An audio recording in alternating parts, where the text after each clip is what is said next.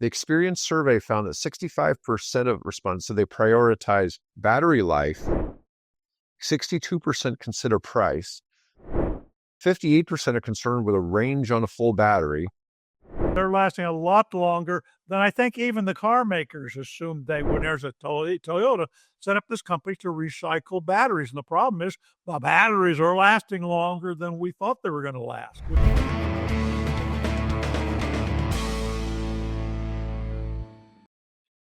Hi, I'm David with EV World News. I'm back in the studio today with our founder and chief editor, Bill Moore. How's it going today, Bill? Hey, it is going fabulous. Let's talk about this Experian article, Driving the Switch, Key EV Features Determining Buyer Decisions.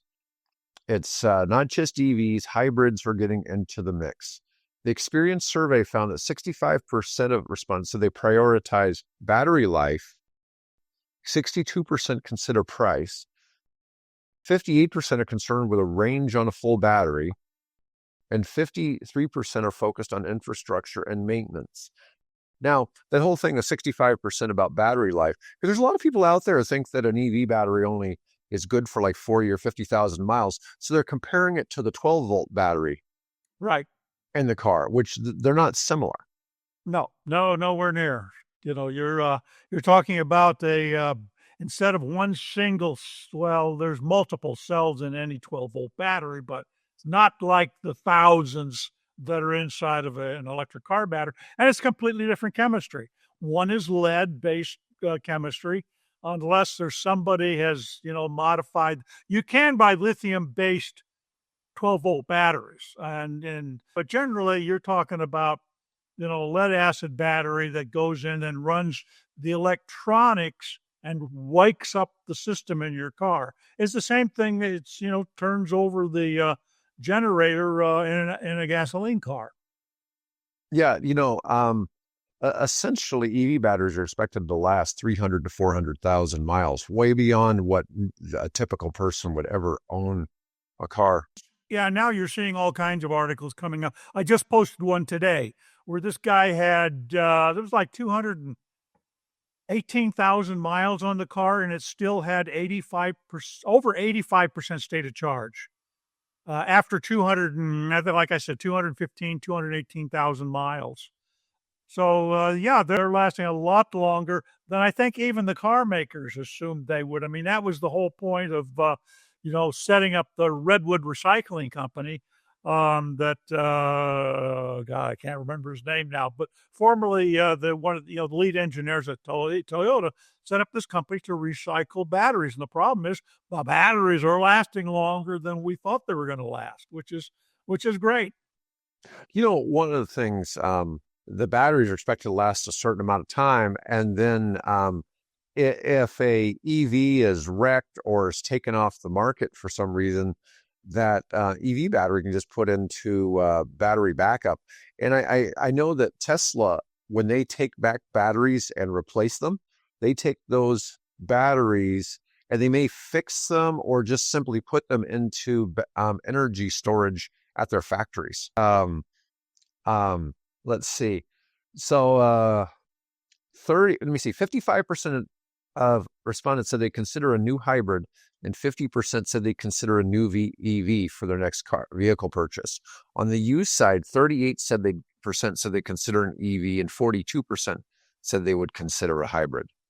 Let me see. More granularly, it said 67% of Gen Z and 61% of millennials are likely to buy a new EV, while 62 and 63% of these groups expressed interest in purchasing a hybrid.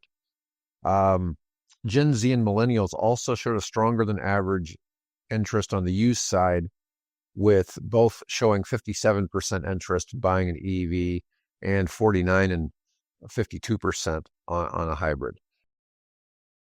The younger generations are definitely more interested in an EV, so that's good going down the road. So that should increase sales. Yeah, I don't know if you see this in your neighborhood, but I'm seeing a lot of youth, and I'm saying these kids are probably 10, 11, 12, 13, 14 years old, riding the upright electric scooters. around. They're just zipping around. And I'm thinking, as I said a long time ago, I said the kids that are growing up now, these are the 4 or 5, 6 year olds, and their parents are buying them these little electric cars, right? Replicas of Mercedes or replicas of Teslas. And they're right. I said, it's a good chance that by the time that kid gets to where he's driving, that he won't even be interested in an internal combustion engine car. He said, well, since I was a kid, I drove electric. What's the problem? Speed. But anyways, it was interesting that Experian actually released something on this topic, or that they did a survey on it. And I mean, you and I both know that so much of the EV transition is simply,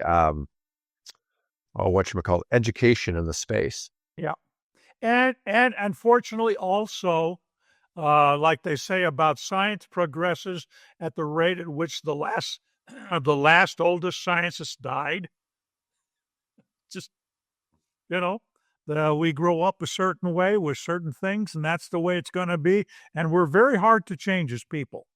And that's just the more these kids start riding, the parents buying them these kick scooters, I call them, the sooner we'll make that transition.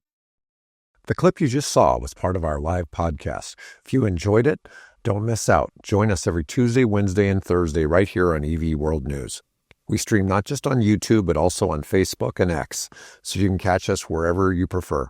If you found this content valuable, don't forget to like, subscribe, and to share to help us grow. If you'd like to support our work, please consider becoming a YouTube member. It really helps us bring you the latest EV news and insights. I'll see you in the next one.